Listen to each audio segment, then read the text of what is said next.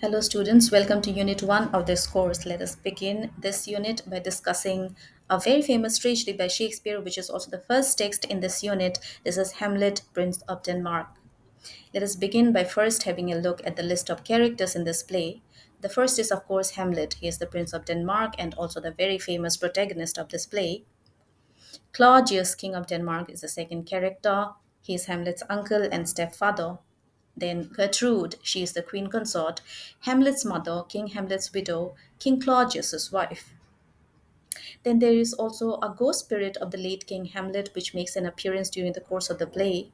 Polonius, he is the elderly Lord Chamberlain. He is also the chief counselor to King Claudius. Horatio, a commoner, Hamlet's fellow scholar and friend. Laertes, Polonius' son, and Ophelia's brother. Now, who is Ophelia? She is Polonius' daughter and also Hamlet's love interest. The play has several minor characters. The first couple of characters who are named always together are Rosencrantz and Guildenstern. They are classmates of Hamlet from Wittenberg. Some more minor characters, Fortinbras. He is the king of Norway, bound to avenge his father's death by the Dane's hand.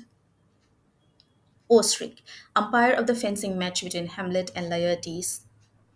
Voldemant and Cornelius, Danish courtiers, ambassadors to the court of Norway. Marcellus and Bernardo, Danish officers on guard at the castle of Elsinore.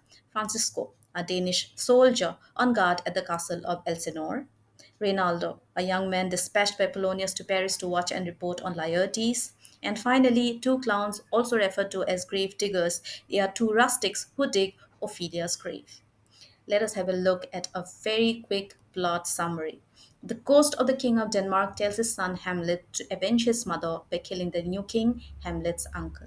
Hamlet feigns madness, contemplates life and death, and seeks revenge. He kills Polonius by mistake. Ophelia goes mad and drowns. Claudius, fearing for his life, also devises a plot to kill Hamlet.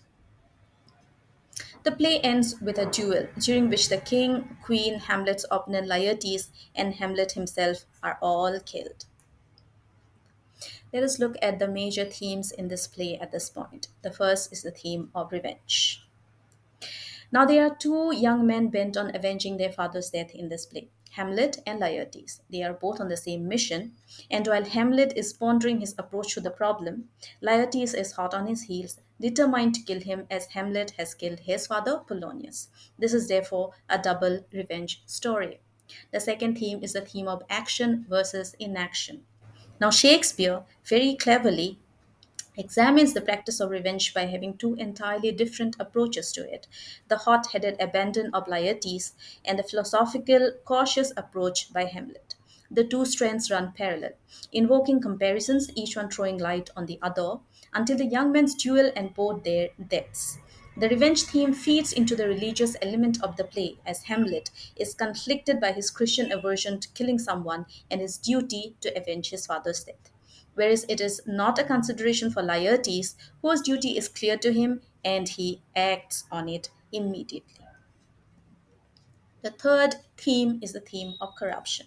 Corruption is a major concern in this play. The text is saturated with images of corruption in several forms: decay, death, poison. From the very first moments of the play, the images start and set the atmosphere of corruption, which is going to grow as Shakespeare explores this theme. The tone is set when Marcellus says something is rotten in the state of Denmark after seeing the ghost of Hamlet's father. What Shakespeare is doing here, and in using the image structure of corruption, is addressing the broadly held view that the nation's health is connected to the legitimacy of his king. Here we have the ghost of a murdered king and his murderer. A decidedly illegitimate king is sitting on his throne. All through the play, Hamlet is preoccupied with rot and corruption, both of the body and the soul, reflecting the way in which society is destroyed by the corruption of its inner institutions, in this case, the court, which is the government. The next is the theme of appearance and reality. This is a major theme in every one of Shakespeare's plays, of course. Now, the text of Hamlet is saturated with reference to the gap that exists between how things seem to be and how they really are. Very little in this play is real as it seems. That is bound to be so in a play in which there are so many murderous plots and schemes by those who, on the surface, strive to appear innocent, like Claudius, who behind his charismatic smile is a damned villain. He is, as Hamlet puts it, a smiling villain. Although Ophelia loves Hamlet, she pretends to spurn his affections. Hamlet pretends to be mad so that he can explore the ghost's assertion that Claudius killed him.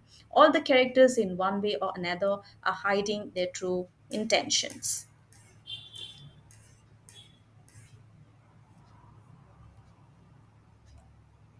The next is the question of Oedipal tensions in this play.